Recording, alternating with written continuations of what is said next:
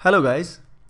इस वीडियो में हम जानने वाले हैं कि ऑर्गेनिक मॉलिक्यूल्स जो होते हैं उनको ऑन पेपर रिप्रेजेंट करने के कितने वेज होते हैं। जैसा कि आप जानते हैं कि ऑर्गेनिक मॉलिक्यूल्स लाखों करोड़ों होते हैं। उनकी शेप बहुत तरह की हो सकती है। कार्बन की जो हाइब्रिडाइजेशन है या तो वो sp3 हो सकती है, या वो sp2 हो सकती है, या वो sp हो सकती है। अगर यहाँ पे हाइब्रिडाइजेशन sp है तो शेप होती है लीनियर। अगर यहाँ पे sp2 है तो शेप होती है ट्राइगोनल प्लेनर। और अगर यहाँ पे sp3 है तो शेप होती है टेट्राहेड्रल। जहां तक sp2 और sp की बात है, linear shape is very simple to imagine, even you don't have to imagine. sp में सिंपल डायरेक्टली एक सीधी लाइन की तरह शेप होगी। प्लेनर में जो भी एटम्स होंगे वो एक तरह से जो आपकी स्क्रीन जिस पे आप इस वीडियो को देख रहे हैं उस स्क्रीन पे वो एटम्स लाई करने वाले हैं, उस स्क्रीन पे ही वो एग्जिस्ट करते हैं। मेन जो प्रॉब्लम आती है वो आती है टेट्राहेड्रल शेप में, जिसमें एक्चुअल में शेप जो होती है वो 3 डायमेंशन में होती है, लेकिन हमारा जो पेपर हमारे पास होता है, जो स्क्रीन हमारे पास होती है वो तो 2 डायमेंशन है, 3D तो वो होती नहीं। तो उसको पेपर पे कैसे दिखाया जाए, यानी main challenge is to represent sp3 hybridize carbon on paper. तो इसके देखिए इसके जो रिप्रेजेंटेशन के तरीके हैं वो 4 होते हैं। सबसे डिटेल्ड और इजी तरीका होता है वेज एंड डैश फार्मूला, इसी को पर्सपेक्टिव फार्मूला भी बोलते हैं। The second one is known as sawhorse projection, the third one is known as Newman projection and the fourth one is Fischer projection. उसको हम नेक्स्ट वीडियो में cover करेंगे। इस वीडियो में हम वेज डैश, सोहर्स और न्यूमैन के बारे में जानेंगे। आइए सबसे पहले जानते हैं वेज और डैश को। तो देखिए इस पर्टिकुलर केस में हमने यहाँ पे लिया है मीथेन, और मीथेन में जो ये कार्बन है इसकी हाइब्रिडाइजेशन है sp3। जब इसकी हाइब्रिडाइजेशन sp3 है तो शेप इसकी कैसी होगी, टेट्राहेड्रल होगी। तो इसमें देखिए हम 3 तरह के रिप्रेजेंटेशन, 3 तरह की लाइंस हम यूज़ करते हैं। एक तो हम यहाँ पे यूज़ करते हैं सिंपल सॉलिड लाइंस। अब ऐसे ग्रुप्स जो सिंपल सॉलिड लाइंस पे लाई करते हैं, दे लाई ऑन द प्लेन, यानी जो स्क्रीन पे आप वीडियो देख रहे हैं उस स्क्रीन पे ही ये लाई कर रहे हैं। इन हाइड्रोजन एटम्स को आप बॉल मान सकते हैं, और उस बॉल एज अ स्फीयर का बॉल का आधा हिस्सा स्क्रीन के बाहर आपको दिखाई दे रहा है और आधा स्क्रीन के पीछे गया हुआ है। आप इस तरीके से उसको इमेजिन करें। अब इसके साइड में, जस्ट साइड में ये मॉडल आप देखिए, इससे आप इमेजिन कर सकते हैं ये बीच में जो ब्लैक एटम है ये है कार्बन। इससे 4 बॉन्ड यहाँ पे बने हुए, एक बॉन्ड ये है, एक बॉन्ड ये है, एक बॉन्ड ये है, और एक बॉन्ड पीछे की तरफ हिडन है। तो ये हाइड्रोजन एटम है, और ये जो हाइड्रोजन एटम है ये ऑन द प्लेन लाई कर रहा है। एक जो एटम है ये आपकी तरफ आ रहा है, ये आउट ऑफ द प्लेन है, और ये जो एटम है ये आपसे दूर जा रहा है, ये इस प्लेन से यानी आपकी स्क्रीन के भी पीछे की तरफ लाई कर रहा है। तो अब जो ये एटम आगे की तरफ जा रहा है, ये फील देने के लिए ये जो वेज है इसका यूज़ किया जाता है, इसको डार्क कर दिया जाता है। डार्क करने से फ़ायदा क्या होता है, ये एक इल्यूज़न क्रिएट होती है कि ये जो एटम है ये आपकी तरफ आ रहा है, और यहाँ पे जो दूसरा है ये जो CH बॉन्ड जो हिडन है, जो पीछे की तरफ जा रहा है, इसको हम डैश में यूज़ करते हैं। इनफैक्ट जो दिखा रखा है इसकी बजाय हम इस तरीके से डैश यहाँ पे यूज़ करते हैं। जैसे कि ये ऊपर वाले मॉडल में आप देखिए CH4 को सिंपली आप ऐसे रिप्रेजेंट कर सकते हैं, लेकिन यहाँ पे देखिए ये जो हाइड्रोजन एटम है एग्जैक्टली ये आउट ऑफ द प्लेन यानी आपकी तरफ आ रहा है, और ये जो हाइड्रोजन डैश में है this is wedge and this is dash, ये आपकी नज़रों से दूर जा रहा है। और ये जो हाइड्रोजन एटम है ये ऑन द प्लेन यानी स्क्रीन पे ही लाई करेंगे। और ये जो मॉलिक्यूलर मॉडल है इनसे आप इसको फील कर सकते हैं, कंपेयर कर सकते हैं, और चेक कर सकते हैं कौन से एटम वेज में है, कौन से ऑन द प्लेन है। जैसे ये एटम और ये atom, these 2 are lying on the plane.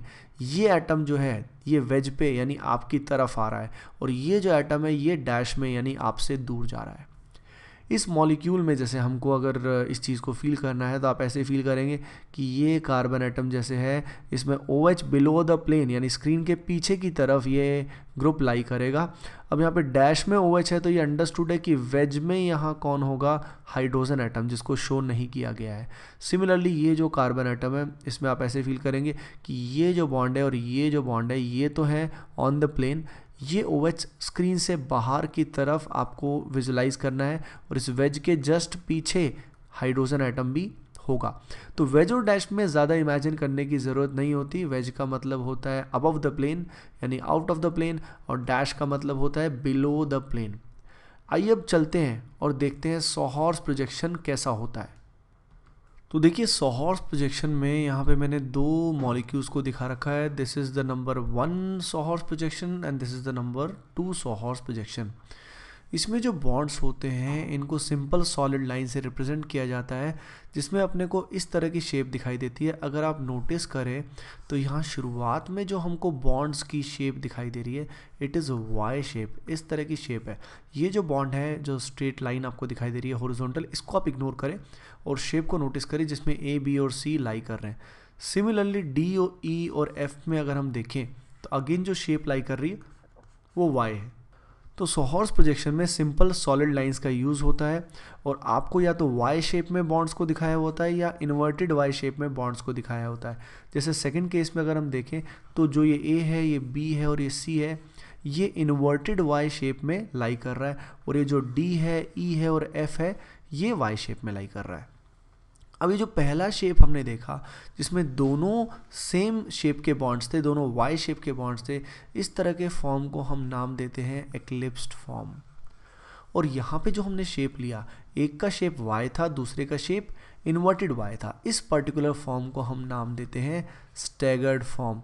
तो आपने देखा कि यहाँ पे सॉहॉर्स प्रोजेक्शन के अंदर हम सिंपल सॉलिड लाइंस का यूज़ करते हैं। अब डाउट ये आएगा कि अगर ये सिंपल सॉलिड लाइंस है तो हम एक बार एज्यूम अगर ये करें कि ए, बी, सी, डी, ई, एफ सब सेम प्लेन में लाई कर रहे हैं तो क्या वो सही होगा? नहीं, बिल्कुल नहीं, क्योंकि जो कार्बन एटम्स हैं उन कार्बन एटम्स की हाइब्रिडाइजेशन तो sp3 है, यानी शेप तो टेट्राहेड्रल है, यानी कोई आउट ऑफ द प्लेन कोई बिलो द प्लेन तो जाएगा ही जाएगा। तो हम कैसे उसको विजुलाइज करें, हाउ टू विजुलाइज सॉहॉर्स प्रोजेक्शन? तो देखिए इसमें कुछ रूल्स होते हैं। जैसे आप इस सी बॉन्ड को नोटिस कीजिए और इसकी डायरेक्शन को नोटिस करें। सी बॉन्ड जो है ये राइट साइड की तरफ इंक्लाइंड है, this bond is inclined to the right side. इस ई को आप नोटिस करेंगे, जो ई है ये भी राइट साइड की तरफ इंक्लाइंड है, this is right, this is also right, ऊपर और नीचे इससे फ़र्क नहीं पड़ता पर राइट साइड की तरफ इंक्लाइंड है। जो भी बॉन्ड राइट साइड की तरफ इंक्लाइंड है वो सारे के सारे आप कंसिडर करेंगे वेज में, मतलब आउट ऑफ द प्लेन। तो अगर आप नीचे देखें तो मैंने कन्वर्ट करके इसको दिखा रखा है कि ये सी है। सी को रियल में आप कैसे विजुलाइज करेंगे? तो जो सी राइट साइड की तरफ इंक्लाइंड है उसको आप एज्यूम करेंगे कि वो अबव द प्लेन यानी स्क्रीन से बाहर की तरफ आ रहा है। ये जो ई है ये राइट साइड इंक्लाइंड है तो इसको आप एज्यूम करेंगे कि ये भी आउट ऑफ द प्लेन आ रहा है। अब देखिए बी और डी वाले बॉन्ड को हम नोटिस करते हैं। तो बी जो है इसकी डायरेक्शन को नोटिस करें, ये जा रहा है लेफ्ट साइड की तरफ। ये जो डी है ये भी ऊपर है लेकिन लेफ्ट साइड की तरफ जा रहा है। तो जो भी बॉन्ड यहाँ पे सॉहॉर्स में लेफ्ट साइड की तरफ जा रहा है उसको हम किस में कंसिडर करेंगे? उसको हम कंसिडर करेंगे डैश फॉर्म में। तो अगर आप ध्यान दें, ये जो B है इसको हमने डैश में दिखाया और ये जो D है इसको हमने डैश में दिखाया, यानी ये स्क्रीन के पीछे लाई कर रहा है। और जो ये बॉन्ड्स सिंपल वर्टिकल लाइंस हैं ऊपर या नीचे, सिंपल सीधी जो लाइंस हैं, they will be on the plane, यानी ना तो ये ऊपर है, ना तो ये आउट ऑफ द प्लेन है, ना ये बिलो द प्लेन है, they will lie on the plane.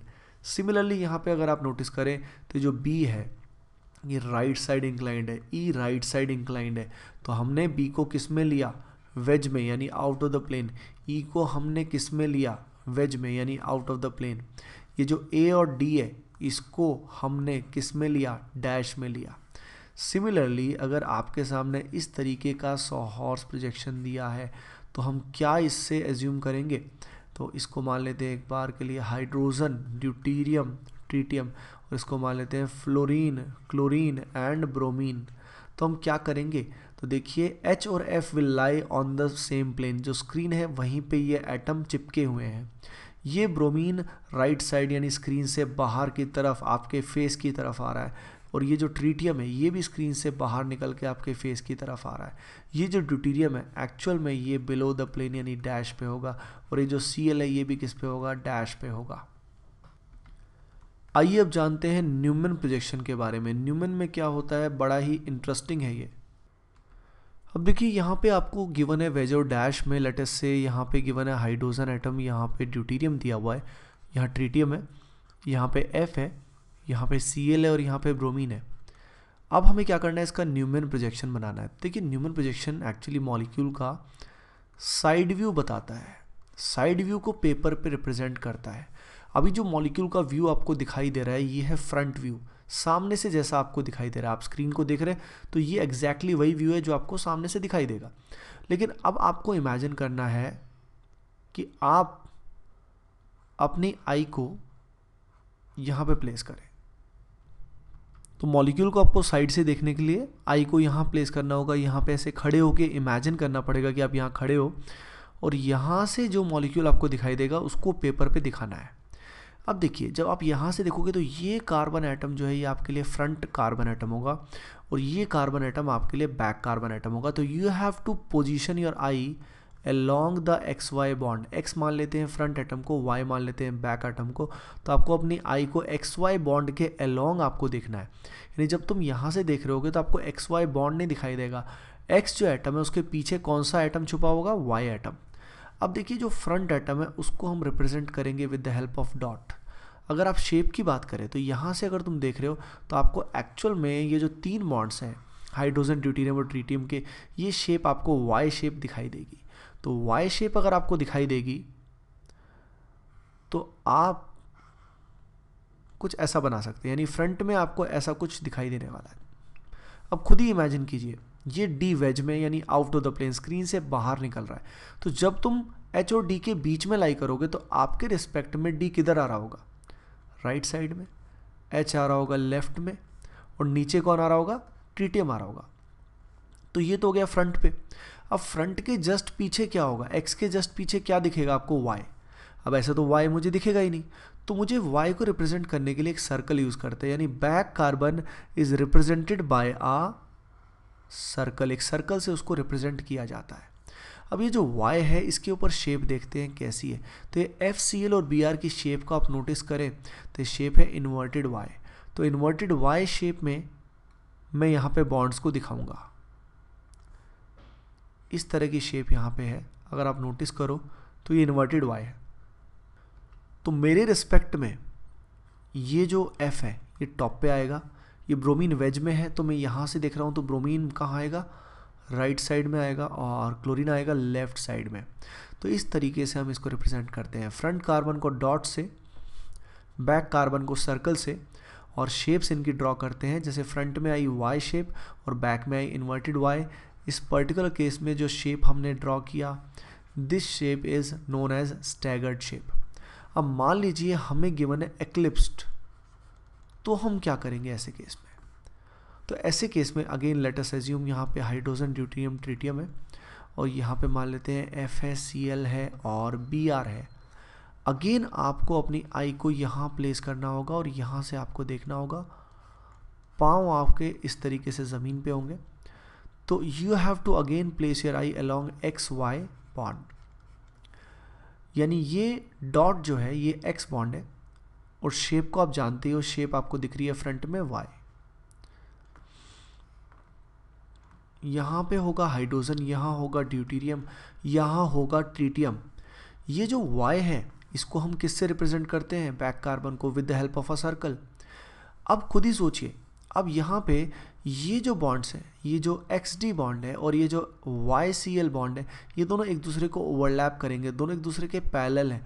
Similarly ये XH बॉन्ड जो है और ये जो YF बॉन्ड है, they are parallel to each other, तो ये भी ओवरलैप करेंगे। यानी एग्जैक्टली अगर देखा जाए तो इस हाइड्रोजन एटम के जस्ट पीछे फ्लोरीन आएगा और D के जस्ट पीछे Cl आएगा और T के जस्ट पीछे Br आएगा। पर हम क्या करेंगे, उनको रिप्रेजेंट करने के लिए हम बैक बॉन्ड्स को स्लाइटली फ्रंट बॉन्ड्स के रिस्पेक्ट में क्लॉकवाइज रोटेट करके दिखाएंगे। जैसे आप इस बॉन्ड को नोटिस करें, ये जो बॉन्ड हमने बनाया, ये बॉन्ड फ्रंट बॉन्ड के रिस्पेक्ट में हल्का सा क्लॉकवाइज हमने घुमाया। तो ये H के जस्ट पीछे जो एटम है उसको हमने दिखाया, ये है फ्लोरीन। सिमिलरली D जो है ड्यूटेरियम, इसके जस्ट हल्का सा क्लॉकवाइज करके मैं दिखाऊंगा और ये आएगा क्लोरीन। और यहाँ पे T जो है इसके जस्ट क्लॉकवाइज अगर मैं बात करूँ, ये थोड़ा सा ज़्यादा इंक्लाइंड हो गया, चलो इसको इग्नोर करते हैं, इसको हम हटाते हैं एक बार के लिए। तो ये T जो है इसके क्लॉकवाइज हमने एक बॉन्ड को बनाया, तो T के पीछे क्या आएगा, ब्रोमीन आएगा। तो आपने देखा in case of the eclipsed form सबसे पहले हम शेप ड्रॉ करेंगे और बैक बॉन्ड्स को शो करेंगे by rotating them in the clockwise direction. हम पीछे वाले बॉन्ड्स को फ्रंट के रिस्पेक्ट में थोड़ा सा क्लॉकवाइज रोटेट करेंगे। So guys in this video you have learned initially the basic thing known as wedge and dash. Second में आपने जाना सोहॉर्स प्रोजेक्शन क्या होता है, स्टैगर्ड क्या होता है, एक्लिप्स्ड क्या होता है और कैसे इसको शो करते हैं। फिर फाइनली आपने देखा न्यूमैन प्रोजेक्शन कैसे मॉलिक्यूल का साइड व्यू रिप्रेजेंट करता है। फाइनल जो इसमें टाइप ऑफ प्रोजेक्शन अपना रहा हुआ है वो है फिशर प्रोजेक्शन, तो वो देखेंगे नेक्स्ट वीडियो में। आई होप आपको इस वीडियो में बहुत मज़ा आया होगा, बहुत अच्छे से समझ में आया होगा। So please do like, share and subscribe. Thank you.